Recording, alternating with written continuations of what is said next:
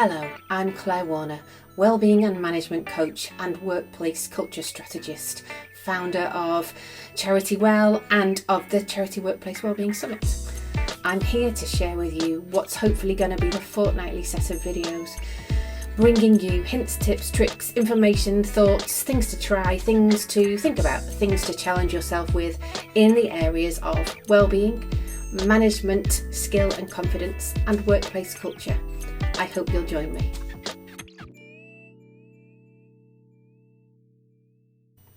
In today's episode, we're going to talk about how do we put a wellbeing focus on the next 4 months, September, October, November, December, the 4 busiest months of our year.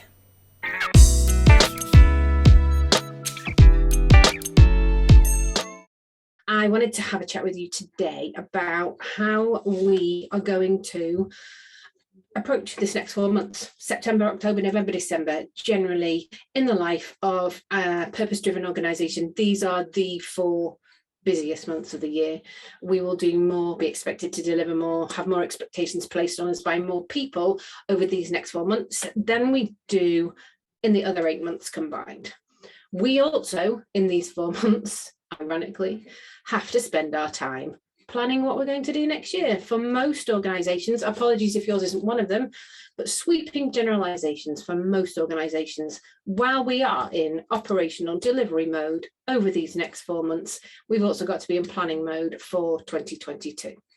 Now, that's a complicated enough thing to consider in normal times. How on earth do we consider that against the backdrop of who even knows what life is going to be like in 2 months' time, let alone what life is going to be like at the beginning of the new financial year next year? So I wanted to talk to you today about 3 things that I'd like you to consider when you're looking at how on earth do you approach the next 4 months, because these 3 things are linked and yet not linked. They're kind of like the concentric circles, and there is a bit of a sweet spot in the middle, and it's really important you find where that sweet spot is. The first is Pareto's law. And Pareto's law dictates that you will get 80% of your results for 20% of your effort, or from 20% of your customers, clients, donors, consumers, whatever it is. 80% of your income, if you're a fundraiser, will come from 20% of your supporters. If we're talking about comms work, 80% of your engagement will come from 20% of your audience. If we're talking about whatever it is, that rule applies. 80% of your productivity will come from 20% of your work. That's a really, really frustrating figure to come across, because if, like me, you work a 5-day week, that suggests that 4 days worth of work in a week is kind of not really useless, but 4 days worth of that work is only going to net you 20% of your overall goal, whereas 1 day's worth is going to net you 80%. So, key number 1, identify what that 20% that is going to deliver you that 80% is, and focus on it. That's number 1, circle number 1.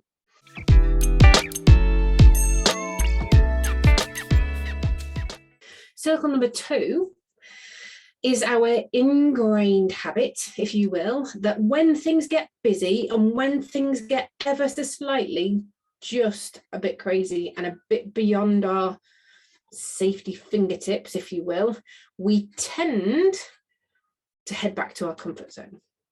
We tend to stick to the bits we know, to stick to the bits that we like, to stick to the bits in our comfort zone. Now, if the bits in your comfort zone match the 20% that's going to deliver you that 80%, you are onto a winner. I'm fairly willing to bet that they're not.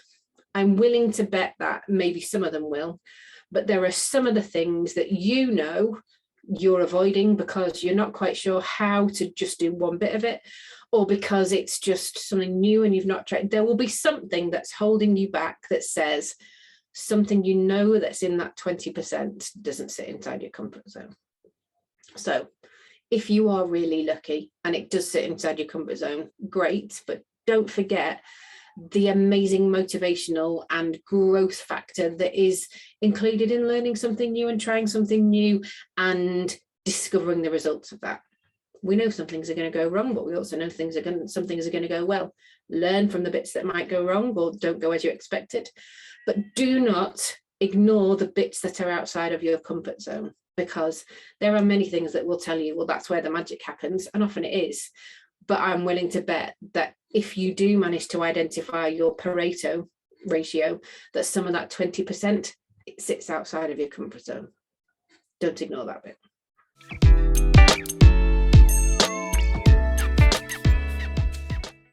The third thing that's a third circle, I guess, is the things we do and why we do them. I'm not suggesting that you do a time and motion study and that you note down how you spend your time every 5 minutes or whatever it is. But what I would like you to do is to take a step back and have a look at the things you do and why you do them. I will give you an example. An organisation I worked in about 6 or 7 years ago, there was a process we did, and everybody who joined you went, why do we do it like that? Why on earth do we do it like that? It's so bizarre.